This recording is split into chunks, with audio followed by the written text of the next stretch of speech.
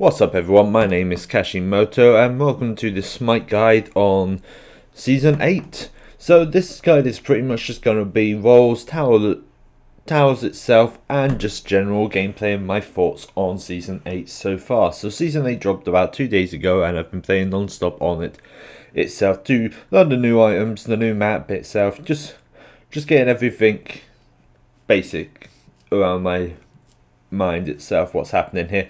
So first things first, I want to talk about the new route on the start itself. So if you are, like myself, an ADC, you want to start at red buff with your mid, while support goes to start on purple early.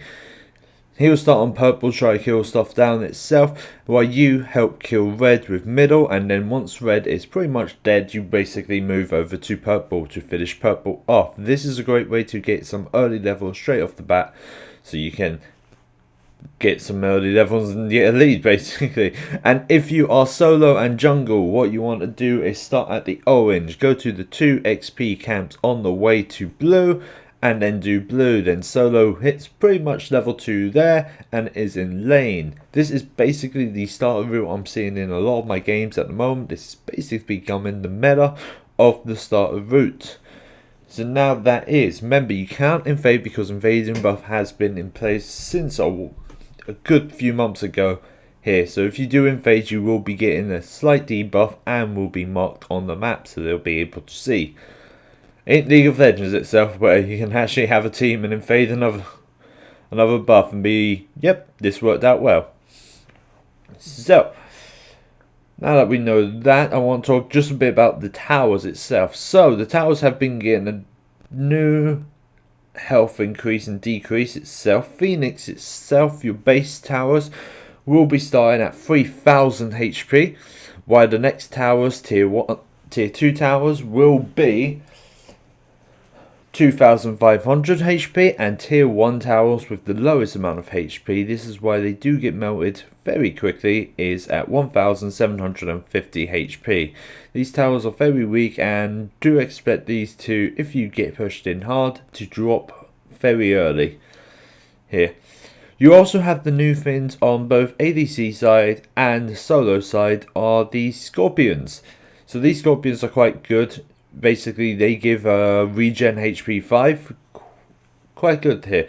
So after you kill their base health, they will have 3 last hits, getting down to the 1 last hit just so you can kill it in time. But if you leave it on the 1, you will get an increase on HP 5, so your health will be going up a lot quicker. I recommend this if you are low, just to get some health back into the fight. And then just kill it off within like the next 6 to 8 seconds itself, I feel. Before it respawns and then you just kill it. You want to stop the enemy team from getting their Scorpion as well on the ADC side. And of course solo, it's right in the middle, so you have to contest for it. But as long as you stop them, that loses them out on XP and health regen. Now there's also XP camp on the ADC as well still. But right now it's banned straight in the middle of the jungle map. So both teams have to contest this. So normally, say when I'm with my support, after we push the first wave in and we are pushing it in, we go to the XP camp to get this down. If they try to invade, we normally then focus them and kill them. Basically a simple 1-2 mechanic there. Jungle wise, you want to pretty much keep going through your speed, your XP camps, do the mid camps and go to red and then back RPs and basically go into this circle itself. Do help blue at times where you can, and definitely if you see a gank potential on the lane being pushed in and team is at good health, then definitely try to do a gank when you can. New item starts are very good itself, especially for some of them. With junglers wise itself. So I haven't tested out all of them because I haven't played every role, so I'll probably leave that for another video if I do.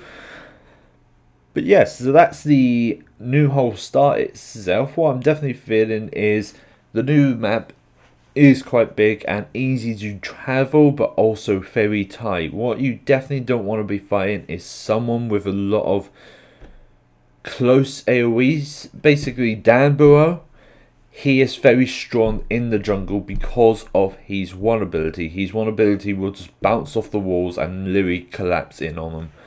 Same with other team fights as well. Raw lasers, anything that if you're cornered in a box where you're barely gonna miss with an ult or ability, is very bad to fight in if they have it on the enemy team. So there's also the red scorpions that will spawn on the map. You definitely want these to be done when you can. Basically, this will give the buffs on whichever side, ADC or solo side, an empowerment.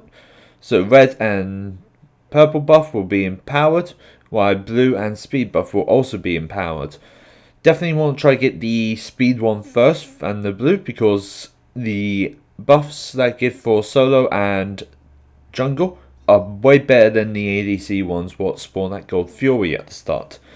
But definitely try to get these done as quick as you can. Once you've done the one at Fire Giant and Gold Fury is where they'll spawn. They'll spawn on both sides of the jungle for each team. So Fire side will spawn both sides on the solo lane. One for your side and one for the enemy team. If you can still keep denying them their red scorpion, their great scorpion basically, that will help you win a fight very easily and start snowballing early on.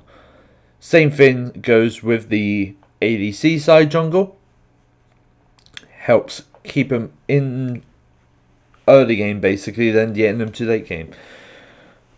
Now, from what I've also experienced in this, is snowballing is definitely a thing right now. Getting levels is definitely a thing you want to focus on more.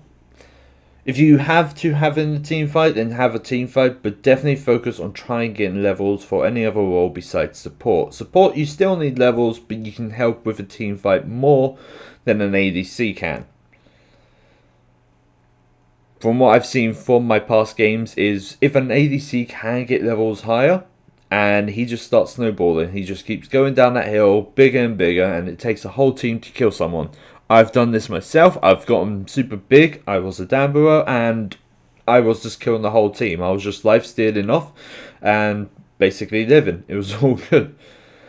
But this has just been my general thoughts on ADC, on the game at the moment itself. So I mostly play ADC, mid, and a little jungle and solo. Support I'm still terrible at, but I'm quite liking it. The new game mode and the map itself is all fun. By game mode I mean Conquest itself. The new items and everything they've done is quite good.